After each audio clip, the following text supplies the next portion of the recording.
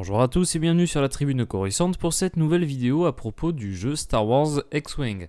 Alors j'en ai pas parlé beaucoup sur la chaîne jusqu'à maintenant, à l'exception d'une vidéo que j'avais fait sur Fly Casual qui est un simulateur qui permet de jouer à X-Wing, qui est un jeu de miniature normalement, mais là qui permettait de jouer à X-Wing sur PC.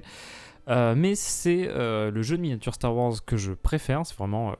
de tout ce qui a été fait, par exemple Armada, Légion, même Assaut sur l'Empire, c'est vraiment X-Wing qui se démarque pour moi et que j'ai vraiment une très grosse préférence pour ce jeu-là.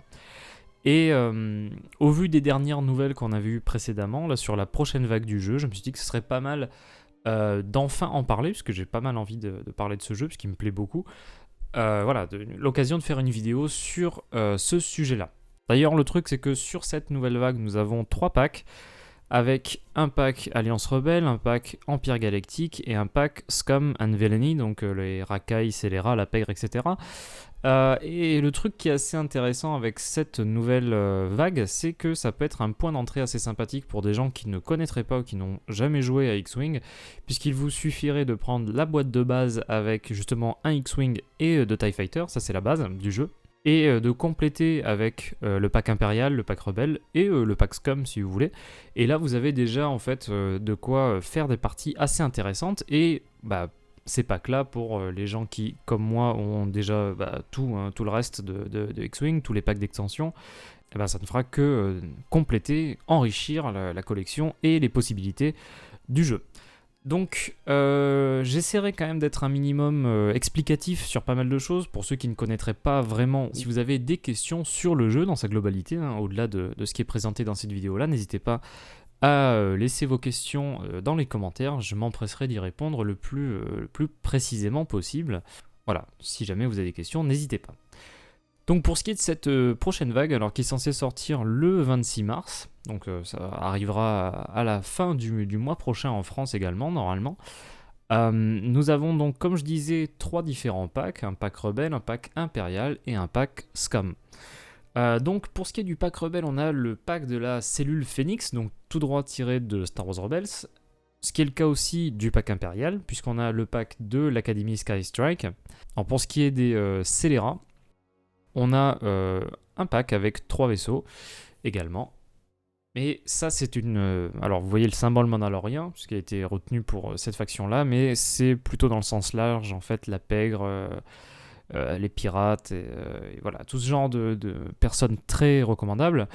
Alors, par contre, le truc qu'il faut préciser à propos de ces 3 extensions, c'est qu'il s'agit de vaisseaux qui étaient déjà présents dans le jeu. On avait déjà les A-Wing RZ1, le B-Wing, les TIE Interceptor, le TIE Defender, les Y-Wing, déjà en plus du côté Scum, on avait déjà une extension là-dessus, et un Hawk, donc qui est le même vaisseau qu'on voit dans Dark Forces, pour le coup c'est vraiment que des vaisseaux qu'on avait déjà.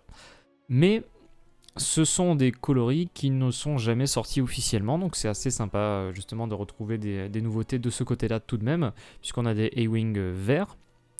Auparavant, on a vu un A-Wing rouge et bleu.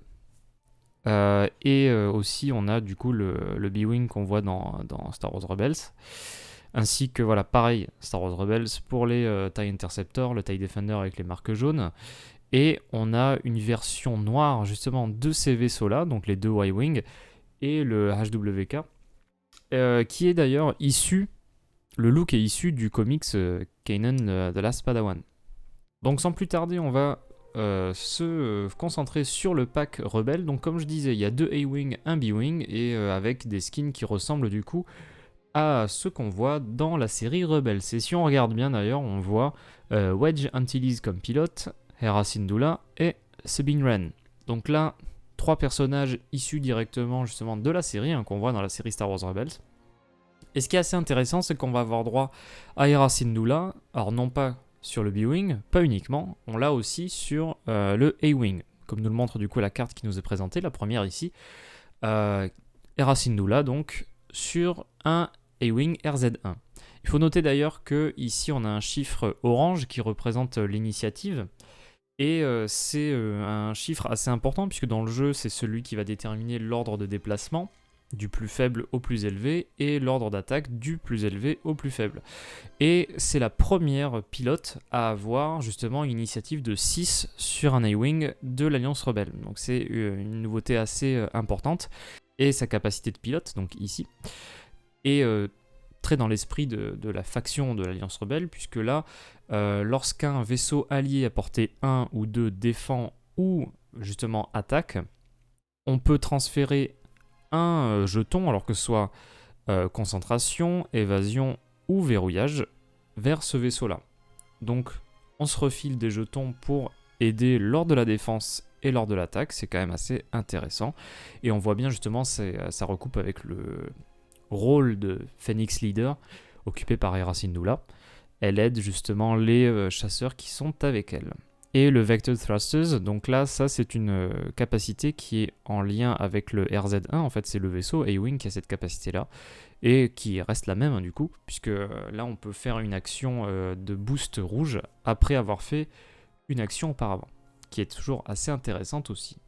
Pour le coup, ce qui est assez intéressant au niveau des A-Wing, et qui va pas mal changer de choses, potentiellement, ça va être la carte des Vectored Cannons, donc qui est une carte de configuration qu'on équipe sur le vaisseau et qui transforme un petit peu, si vous voulez, ce vaisseau-là. Ce qui fait que les canons du A-Wing peuvent désormais s'inverser, donc ils peuvent au lieu d'attaquer devant, ça va nous permettre d'attaquer aussi à l'arrière. Alors par contre, le truc c'est que ça va être un petit peu contraignant, vous allez voir pourquoi.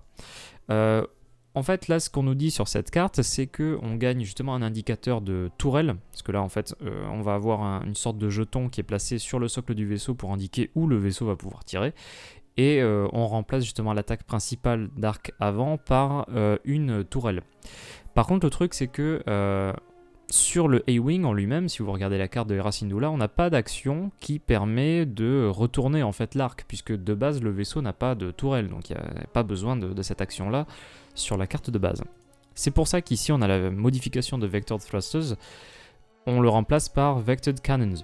Ce qui fait que pendant la phase de système, après que tout le monde se soit déplacé, les A-Wing vont pouvoir faire un boost rouge ou une action justement de rotation, donc qui vont pouvoir changer l'angle de la tourelle, mais qui sera rouge également. Alors le fait qu'une action soit rouge, ça va être incapacitant pour la suite, puisqu'il va falloir soit conserver le stress, c'est ce que ça donne en fait la manœuvre rouge, ou une action rouge, et pour retirer ce jeton-là, en fait, il va falloir faire des manœuvres bleues. Donc on peut inverser, au lieu de tirer devant, on va pouvoir tirer à l'arrière, on va pas pouvoir tirer sur les côtés, hein. Voilà, c'est noté ici, on peut justement changer l'arc soit devant, soit l'arrière. Mais du coup, le truc, c'est que ça va nous stresser ensuite. Alors ça peut être intéressant si jamais on se retrouve dans une situation où on peut tirer, il n'y a personne devant nous et on se dit voilà, écoutez, je vais me stresser, tant pis, pour pouvoir retourner mon canon, pour pouvoir tirer sur une cible qui est derrière moi. Ça peut être assez intéressant. Après, il faut voir justement si c'est pas un peu trop... justement, si le stress qu'on reçoit suite à ça ne nous dérange pas trop. Il faut que ce soit dans une situation qui soit quand même viable là-dessus. Le truc qu'on remarque aussi sur cette carte, c'est qu'il y a marqué Standardize. Alors ça, c'est un truc, en fait, en gros, ce qu'il va falloir faire, c'est que pour tous les A-Wing que vous avez sur le plateau, dans votre escouade, ils vont devoir tous avoir cette configuration-là. Voilà, ça il faut le savoir quand même avant d'équiper justement son escouade. Là c'est ce qu'on pouvait dire sur le A-Wing, et là on voit dans l'article, dans la suite, une carte qui est plus en rapport avec le B-Wing, puisque là c'est une carte commande et titre qui nous présente du coup le Blade Wing Prototype, comme on le voit dans la série Rebels, avec le rayon laser qu'on voit dans la série justement. Alors, par contre, vu que c'est une carte d'amélioration commande, on ne pourra pas l'équiper dans une partie classique, c'est forcément pour du format épique. C'est une attaque de 3 sur l'arc avant, de portée 2 à 4. D'ailleurs, ça on voit bien que c'est un truc épique, puisque normalement la portée maximale en format classique c'est 3, on ne peut pas aller au-delà de la portée 3. Ça peut être intéressant, puisqu'on va pouvoir rajouter un canonnier à notre vaisseau. Et il y a une attaque particulière justement, qui va être très efficace, je pense, contre les gros vaisseaux qu'on va avoir en format épique. Alors, il faut savoir que celle-ci n'est pas jouable, du coup, comme je disais, en format classique, mais l'article là nous présente et l'article rebelle nous montre aussi justement la carte Bladewing, mais conçue pour les parties, on va dire, classiques d'X-Wing. Alors il ne s'agit pas des seules cartes d'amélioration qu'on va voir dans ce pack, bien évidemment, puisque là on a 4 cartes de pilote B-Wing, 10 cartes de pilote A-Wing, et enfin 34 cartes d'amélioration pour l'Alliance Rebelle, et spécifiquement pour ces deux vaisseaux-là. Alors pour ce qui est du pack impérial, comme je disais, c'était un pack qui est inspiré lui aussi de Star Wars Rebels, puisqu'on retrouve les pilotes de l'Académie Skystrike, et pas uniquement, puisque si vous regardez bien, on a Cienari ici, Volscaris et Gideon Hask. Donc Cienari, c'était un personnage qu'on voit dans le roman Lost Stars, Étoile perdue. Volscaris qui vient de Rebels, et Gideon Hask qui vient de Star Wars Battlefront 2, qui fait partie de l'escouade Inferno. Qui était déjà un pilote de taille classique, mais là qu'on retrouve dans un TIE Interceptor. La première carte qu'on nous présente dans ce pack-là, c'est celle de Volscaris. Donc là, sur cette carte de Volscaris sur TIE Defender, on voit sa capacité de pilote, et on voit qu'il a justement quelque chose à voir avec l'énergie. On va voir exactement comment ça marche. Donc là, Volscaris, en tant qu'action, il va pouvoir recevoir un token Strain, donc un jeton Strain, pour gagner une énergie. Par contre, le jeton Strain, ça peut être assez handicapant, puisque pour chaque jeton qu'on a, on doit lancer un dé de défense en moins. Ce qui veut dire que là, au lieu de défendre à 3D, on va être obligé de défendre à 2D uniquement. Mais en quoi ça va être utile ? Le truc, c'est que si on a une énergie ici, avant de combattre, avant d'engager en fait un ennemi, on va pouvoir dépenser cette énergie pour faire une action supplémentaire. À voir comment ça se traduit. Je trouve quand même que le jeton Strain est assez malvenu, puisque du coup, ça réduit quand même d'un dé notre défense, ce qui fait qu'on perd l'avantage des TIE Fighters qui en général défendent à 3D. Là on voit qu'il va falloir, si on veut vraiment se servir de cette capacité là, il va falloir faire cette action, puisque si vous regardez bien, vous avez un petit triangle ici, ce qui veut dire qu'à chaque tour en fait on va perdre une énergie à la fin. Donc il va falloir forcément faire cette action là si on veut justement bénéficier de cette capacité, ce que je trouve un petit peu contraignant à mon avis. Donc je sais pas si ce sera très sympathique. Même chose ici sur le TIE Defender que sur le A-Wing. On a une configuration qui est standardisée. Donc ce qui veut dire qu'on va devoir équiper tous nos TIE Defender avec cette carte là. Et ce qui va faire que là ici on va devoir baisser la difficulté des virages serrés et d'augmenter la difficulté des demi-tours. Alors, il faut savoir que le Defender, c'est un des seuls vaisseaux qui peut faire des demi-tours blancs. Et du coup, le truc, c'est que si on augmente la difficulté, on va transformer ça en manœuvre rouge qui va nous stresser en la faisant. Par contre, le truc, c'est que moi, je vois ça très très bien avec la comtesse Riyad, puisque cette pilote peut choisir d'aller par exemple à 2 tout droit, 3 tout droit, 4 tout droit et 5 tout droit, et au dernier moment de choisir si elle fait justement un mouvement tout droit ou un demi-tour. Et du coup le truc c'est que ça c'est très inspiré le Advanced Fire Control qui va remplacer du coup le Full Throttle, donc celle-ci là, c'est la capacité du Defender, ça va remplacer ça. Et ça émule pas mal les deux cartes qu'on avait pendant la première version du jeu. Puisque là, en fait, on va pouvoir faire 2 attaques. Simplement, grâce à ça. Puisqu'en gros, après avoir fait une attaque canon ou missile, si on a verrouillé le défenseur, on va pouvoir faire une attaque principale en bonus. Donc là, ce qui veut dire attaque missile plus attaque principale, ou attaque canon plus attaque principale, si on a verrouillé le vaisseau qu'on attaque.